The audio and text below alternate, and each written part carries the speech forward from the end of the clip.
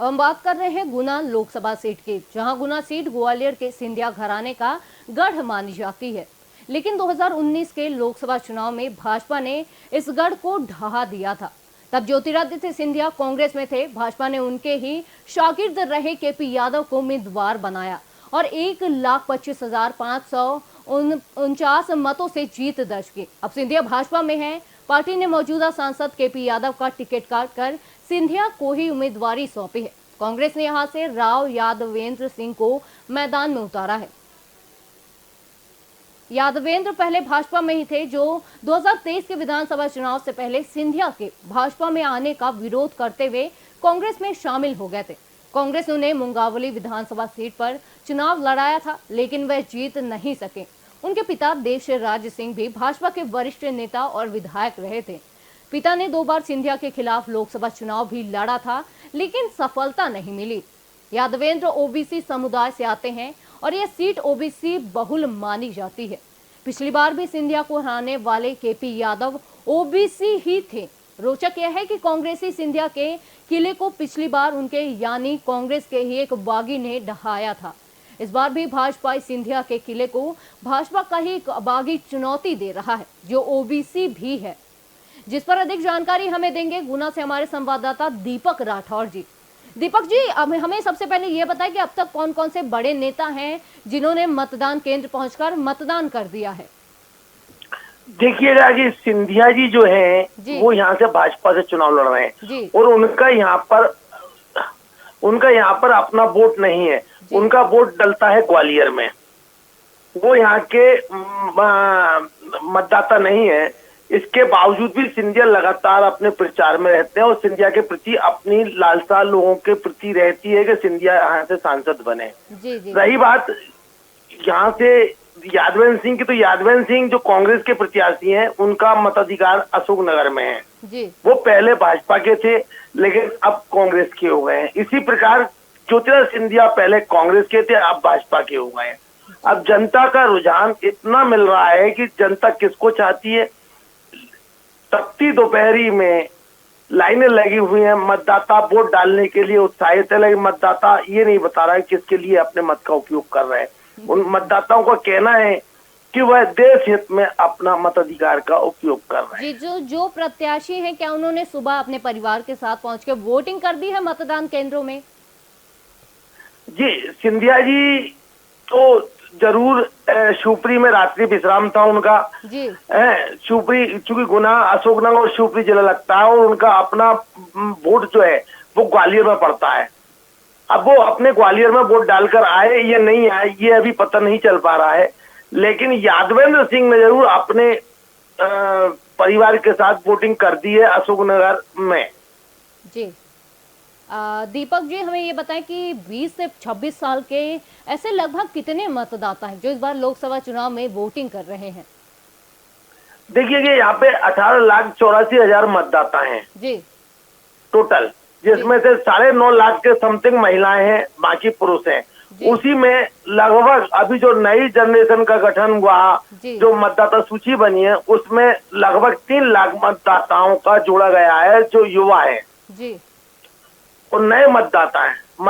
नए मतदाताओं में पहली बार वोट करने का रुझान ज्यादा आ रहा है और लाइनों में लगे युवा मतदाता जरूर वोट डालने के लिए सुबह ही चला गया जी। युवा लड़कियां, युवा बच्चे जो है ना, वो सुबह से ही लाइन में खड़े थे। और यही नहीं, जो बुजुर्ग मतदाता हैं, जो महिला पुरुष बुजुर्ग हैं, वो भी सुबह प्रातः काल अपने वोट का मताधिकार करने के लिए गए हैं। लेकिन युवा बीच का जो व्यक्ति है वो अभी घर से नहीं निकला। महिलाएं अभी घर से नहीं निकल रही है, महिलाओं की कतार कम लगी हुई है। ऐसे में वोटिंग परसेंटेज अभी गुना का इस समय शायद 12 बजने वाले हैं। 12 बजे तक अब वोटिंग परसेंट 16% हुआ है। अब आगे परसेंटेज, तपती दोपहरी है, बहुत तेज धूप है। इस धूप में कैसे वोटिंग होगी, क्योंकि प्रशासन ने बहुत अच्छी व्यवस्थाएं कर रखी है। यहाँ पर पानी की भी है, छांव की भी है, लेकिन मतदाता घर से नहीं निकल पा रहा है जी। तो दीपक जी, ये बताएं, हम गुना की बात कर रहे हैं, तो मतदान केंद्रों में आपने बताया कि महिलाओं ने अभी तक पूरी तरीके से जो है वोटिंग नहीं की है, तो मतलब तादाद जो देखी जा रही महिलाओं की वो बहुत ही कम है। जी, महिलाएं क्या है, एक पैटर्न है, ट्रेंड है कि महिलाएं ग्रामीण क्षेत्र की या शहरी क्षेत्र की महिलाएं अपने परिवार को खाना माना बनाकर निकलती हैं, तब वोट डालने जाती है।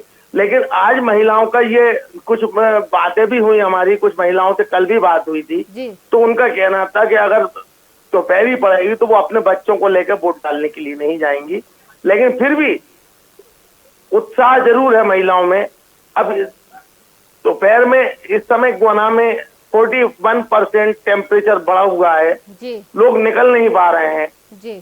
ऐसे में क्या रुझान आता है, कितना वोटिंग होता है, कितना परसेंटेज बढ़ता है, ये तो आने वाला समय अभी थोड़ी देर बाद बताए। जी बिल्कुल, शाम के 6 बजे ये चीज पता चल जाएगी कि कितने प्रतिशत मतदान हुआ है, क्या उम्मीद के हिसाब से मतदान हुआ है कि नहीं, और महिलाओं में जो जागरूकता थी उस हिसाब से महिलाओं ने आगे रह के क्या मतदान किया, शाम तक भी ये चीजें पता चलेंगी। बिल्कुल, अब हमें ये बताएं कि फर्स्ट टाइम वोटर्स जो हैं, जैसा कि आपने बताया कि फर्स्ट टाइम वोटर्स में उत्साह देखा जा रहा है, तो आपने क्या फर्स्ट टाइम वोटर से चर्चा की है, उनका उत्साह देखा है कि किस टाइप से उनमें जो क्यूरियोसिटी रहती है, उत्साह रहता है कि कैसे होगा, वोटिंग कैसे करते हैं, मतदान केंद्र की जो प्रोसेस है वो कैसी होगी, इन सारी चीजों को लेके कैसा उत्साह देखा जा रहा है? देखिएगा कि युवा वर्ग में तो काफी उत्साह है। जो पहली बार वोट डालने आए हैं वो लाइन में खड़े हुए हैं युवा, और उनका कहना भी है कि हम देश हित के लिए, देश की प्रगति और उन्नति और विकास के लिए वोट डालने आए हैं। हमने उनसे पूछा भी कि आप किसको वोट देंगे, तो उन्होंने कहा नहीं, देश का विकास हो, देश की उन्नति हो, प्रगति हो। है, कई बार हमने इस युवा वोटर से बात भी करी, तो उनका कहना था कि हम सिर्फ इसलिए वोट डालने आए कि देश में रोजगार की व्यवस्था हो। जी बिल्कुल, और आज देश तरक्की करे, विश्व में देश अपना नाम रोशन करे। जी जी। तो दीपक जी, कितने मतदान केंद्र बनाए गए हैं गुना में, और उनमें से जो संवेदनशील मतदान केंद्र है वो कितने हैं गुना में, ये हमें बताइए। देखिएगा, गुना एक बहुत अच्छा विधानसभा क्षेत्र भी है, बमोरी भी है। यहाँ अभी तक के राजनीतिक उसमें परिप्रेक्ष्य में कोई दुर्घटना घटना नहीं हुई है, और यहाँ जिला प्रशासन ने पूरी मुस्तैदी से अपना काम कर रहा है। और अभी जो गुना के निर्वाचन अधिकारी हैं, कलेक्टर सत्येंद्र सिंह, उनका स्पष्ट है कि मतदाता जितने ज्यादा से ज्यादा आए, उनको भरपूर सुविधा मिले। यही नहीं, गुना में कई जगह जिला प्रशासन ने बीच बीच में जहाँ मतदाता आ रहे हैं थोड़ी दूर से, वह पानी के स्टॉल भी लगाए हैं। वहीं व्यापारियों से अनुरोध करके उनसे कहा है कि आप मतदाताओं को जलपान कराइए, छाछ पिलाइए, ताकि मतदाता घबराहट में ना रहे और वो अपने गंतव्य तक, जहाँ मतदान स्थल है, वहां तक सुरक्षित पहुंच सके। प्रशासन का भरपूर सहयोग जनता के प्रति है। वो जनता के लिए स्वयं कलेक्टर, निर्वाचन अधिकारी वो लगातार भ्रमण कर रहे हैं, और अभी ग्रामीण क्षेत्रों में भी निर्वाचन अधिकारी और कलेक्टर जो है जिले के, वो भ्रमण कर रहे हैं और लोगों से बात, जो लोग निकल रहे हैं उनसे बात भी कर रहे हैं कि भाई कोई दिक्कत तो नहीं है। ऐसे संवेदनशील प्रशासन जो रहेगा, उसमें कोई दिक्कत नहीं आ रही है।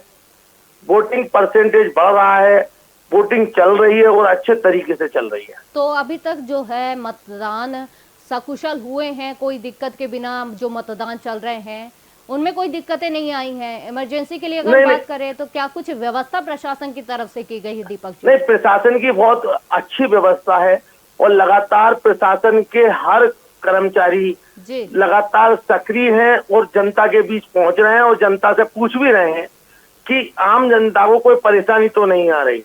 वो जो पोलिंग पे पीठासीन अधिकारी हैं, जो कहते हैं कि विशेष सुरक्षा बल में आंगनवाड़ी कार्यकर्ताओं को लगाया गया है, आंगनवाड़ी कार्यकर्ताओं का भरसक प्रयास है कि वो ज्यादा से ज्यादा मतदाताओं को मतदान केंद्र तक लाए, और यहाँ पर महिलाओं को कोई असुरक्षा ना हो, इसके लिए आंगनवाड़ी कार्यकर्ता भी, जो हमने महसूस किया, देखा कि आंगनवाड़ी कार्यकर्ता भी, जिनको भले ही भारत सरकार और केंद्र मध्य प्रदेश सरकार द्वारा मानदेय नहीं मिलता, भरपूर मात्रा में तनख्वाह नहीं मिलती, लेकिन वो लगातार मतदान कराने के लिए उत्साहित हैं और प्रेरित कर रही हैं महिलाओं के लिए। जी, तो दीपक जी, अगर हम बात करें सुरक्षा की, तो सुरक्षा के लिहाज से क्या कुछ इंतजाम किए गए हैं, और इस बार सुरक्षा के लिए क्या कुछ नई तकनीकें देखने को मिलेंगी?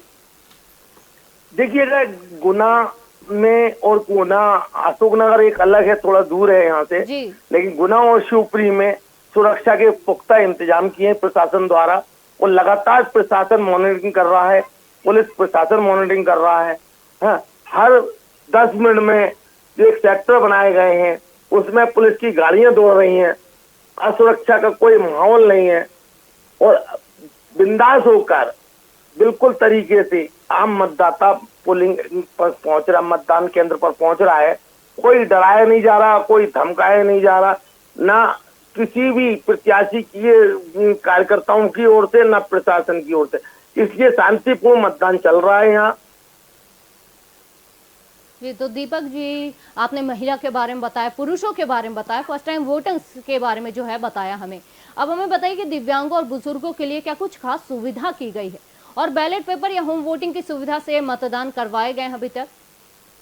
देखिएगा, जिला प्रशासन ने पूर्व में ही 2-3 दिन पूर्व यहाँ पर जितने दिव्यांग जो मतदाता थे उनको चिन्हित कर लिया था और उनको घर घर जाकर उनसे बैलेट पेपर पर चुनाव करवा लिए गए थे। और यही नहीं, यहाँ पर भी मतदान केंद्रों पर भी व्यवस्था की गई है।